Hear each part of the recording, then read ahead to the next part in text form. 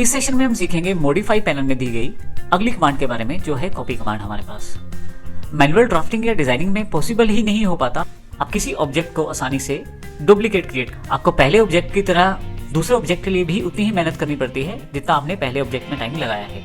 जबकि ऑटोकैड आपको एक बड़ा अच्छा फीचर देता है कॉपी, जिससे हम आसानी से किसी भी ऑब्जेक्ट को कॉपी कर सकते हैं और अपना समय बचा सकते हैं। तो आइए शुरू करते हैं किस प्रकार हम कॉपी कमांड का प्रयोग कर सकते हैं। सबसे पहले देखिए, हमारे पास यहाँ पे ऑब्जेक्ट दिए गए हैं, इनको मैं सिलेक्ट कर लेता हूँ। काफी हद तक ये कमांड जो है मूव कमांड की तरह ही कार्य करती है, परंतु फर्क ये रहता है कि ओरिजिनल ऑब्जेक्ट बना रहता है, साथ में एक डुप्लीकेट ऑब्जेक्ट भी क्रिएट हो जाता है। मैंने यहाँ इन ऑब्जेक्ट को सिलेक्ट कर लिया है। मॉडिफाई पैनल के अंतर्गत मैं कॉपी कमांड को सिलेक्ट कर लेता हूँ।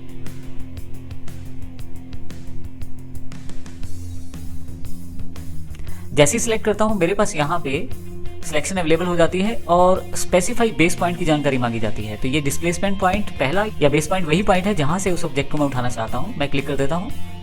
अब आप देखें तो यहाँ पे जो आइकॉन दिया गया है मूव करते समय, अब आप यहाँ देखें तो जो आइकॉन दिया गया है कॉपी करते समय, वो कॉपी आइकॉन है और मैं इसको आसानी से कहीं भी मूव करके इसका डुप्लीकेट एक ऑब्जेक्ट क्रिएट कर सकता हूँ। ये पहली बार मैंने क्लिक किया है तो पहला ऑब्जेक्ट पेस्ट हुआ है, दूसरी बार क्लिक करूंगा तो दूसरा, तीसरी बार, चौथी बार, पांचवी बार। तो इस प्रकार आसानी से जितनी बार चाहूं मैं किसी ऑब्जेक्ट को आसानी से पेस्ट कर सकता हूं। आइए अब देखते हैं कॉपी कमांड को कुछ और विस्तृत रूप में। लेकिन उससे पहले ये जो ऑब्जेक्ट मैंने अभी पेस्ट किए हैं, इन सबको मैं सिलेक्ट करके कीबोर्ड पे दिए गए डिलीट की को प्रेस कर देता हूं और इन सबको यहाँ से हटा देता हूं। अब हम देखते हैं किस प्रकार इस ऑब्जेक्ट को हम ऑब्जेक्ट स्नैपिंग के साथ प्रयोग कर सकते हैं। इसके लिए यहाँ जरूर ध्यान रखिए कि ऑब्जेक्ट स्नैप ऑप्शन आपके पास एनेबल हो।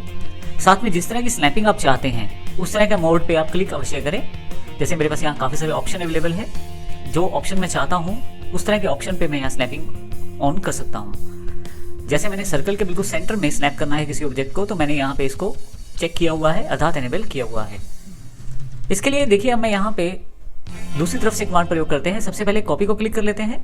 जैसे कॉपी को क्लिक करते हैं आप, तो सिलेक्ट ऑब्जेक्ट्स के रूप में मैसेज अवेलेबल है। मैं यहाँ पे इन सभी को सिलेक्ट कर लेता हूँ क्योंकि मैं इन सबको कॉपी करना चाहता हूँ। यदि आप कुछ ऑब्जेक्ट सेलेक्ट करना चाहें तो उन्हीं ऑब्जेक्ट को ही पेस्ट किया जाएगा। मैं यहाँ एंटर प्रेस कर देता हूँ, फाइनलाइज हो जाते हैं सभी कॉपी एलिमेंट्स। अब बीच में मैं यहाँ पे डिस्प्लेसमेंट प्लेस पे क्लिक कर देता हूँ और यहाँ से मूव करते हुए आसानी से इस सर्कल के बिल्कुल बीच में आके मैं क्लिक कर देता हूँ। तो आप देखेंगे आसानी से मैंने इस पर्टिकुलर ऑब्जेक्ट को इस सर्कल के बिल्कुल सेंटर में, तो इस तरह से आसानी से इसको मैं प्रयोग कर सकता हूँ स्नैपिंग के साथ। तो देखें कितनी आसानी से मैंने इन ऑब्जेक्ट्स को प्लेस कर दिया है और एक ऑब्जेक्ट से काफी सारे ऑब्जेक्ट मैंने बना लिए हैं।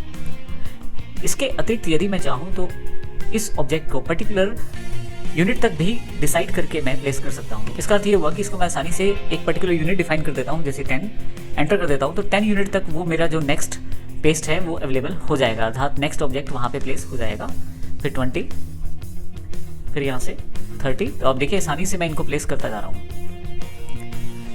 फाइनली यदि आप कमांड से एग्जिट करना चाहते हैं तो एस्केप का बटन दबाएं, कमांड जो है एग्जिट हो जाएगा।